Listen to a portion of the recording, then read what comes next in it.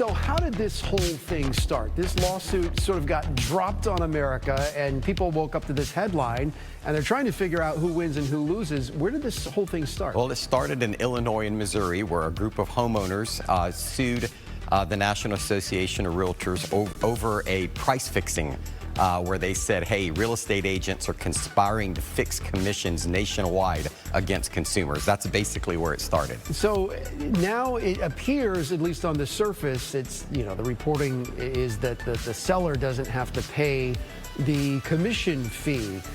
Does that mean the seller wins in this settlement, in this deal, if you're selling your home when it goes into effect in July, or is that not necessarily the case? I think it's going to be a case-by-case basis, because where it boils down to now is that consumers pay their listing agent, who splits that commission with the agent that brings the buyer, and that amount is visible in our MLS system. Well, what this case is, if it goes through in July, if the federal courts approve it, it's going to eliminate that, where a real estate agent can no longer see any compensation in the MLS. So for sellers, what that's going to do is, instead of paying two real estate agents, at least on paper, they're going to be paying just their listing agent.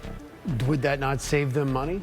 Well, on paper, it looks like it, and I think a lot of the fanfare is, wow, this is going to save the sellers a fortune, but it not, what comes out doesn't come out in the rents, comes out in the wash, as they say, because now you've got another agent with zero compensation. He's going to be looking somewhere, and I think now if this passes again, a buyer is going to be required to sign basically what a seller signs as a listing agreement. They're going to have to sign a buyer's agreement with a commission amount that agent expects to earn in the transaction. Okay, so is it bad news for the buyer? Or I hear reports that other companies are floating this idea of a flat fee for a buyer that would be under $10,000.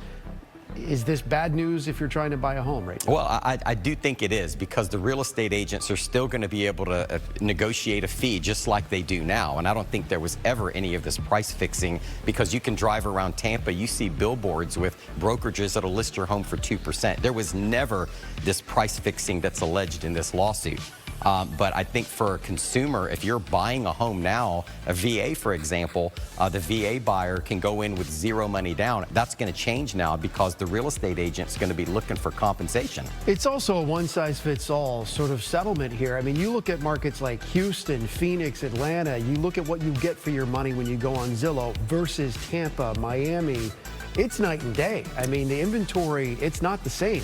Housing is tight in Florida. Yeah, for me, I think that for luxury home buyers and sellers, this isn't really going to have an impact on them. But for the average Joe and first-time home buyers, it literally increases the cost of a first-time home buyer. All right, absolutely. Vincent Arcuri, hey, thank you for being here. Thanks for having me. Appreciate it. Thank Thanks. you.